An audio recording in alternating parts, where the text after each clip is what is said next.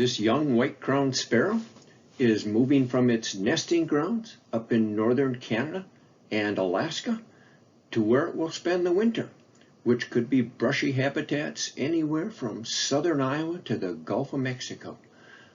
These young white-crowned sparrows, this is a first winter bird right here, look a lot different than the adults.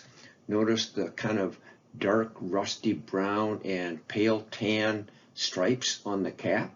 An adult white-crowned sparrow would have black and white stripes up on the crown. So they do look somewhat different.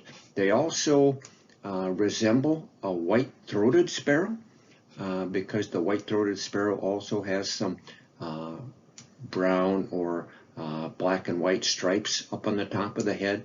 But of course the white-throated sparrow would have a bright white throat. So look for white-crowned sparrows as they're moving south through northern Iowa right now. I think these eastern tiger salamanders are really cool creatures. By the way, the eastern tiger salamander is the biggest terrestrial or land-dwelling salamander in the United States, and it's also the only land-dwelling salamander that we have here in northeastern Iowa. I say land-dwelling because we do have mud puppies here in the local area as well, but they are aquatic and live in the upper Iowa and Turkey rivers. They would be substantially bigger than a tiger salamander. But anyway, these eastern tiger salamanders are migrating right now, you might say, moving nearer to their spring breeding sites. So this little guy here was crossing a gravel road and is going to dig a burrow. They're a mole salamander, so they can dig a burrow 3 to 4 feet down into the dirt where it's soft, and they'll hibernate there below the frost line.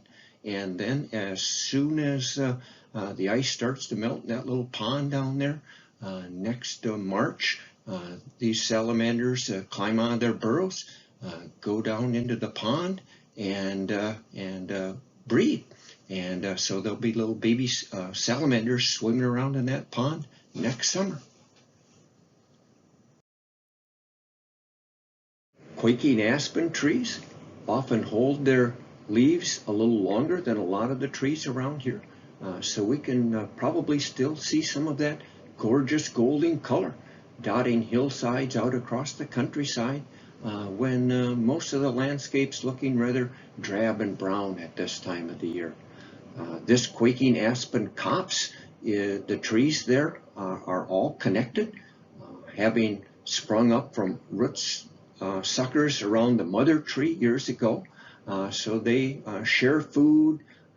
They're basically kind of all one organism, and so they turn color at the same time. But the quaking aspen is not a large tree, but it's still a very important tree from a wildlife standpoint. Many birds and animals can utilize it for nesting, cover. Ruffed grouse love to eat the buds in the wintertime. So it's a nice tree to have on the landscape. Unfortunately, its population across northeastern Iowa has really declined in recent years because they do need full sunlight in order to thrive. And a lot of our woodlands are just too closed up to allow the aspens to thrive anymore. But enjoy them when you see them out in the countryside now in October.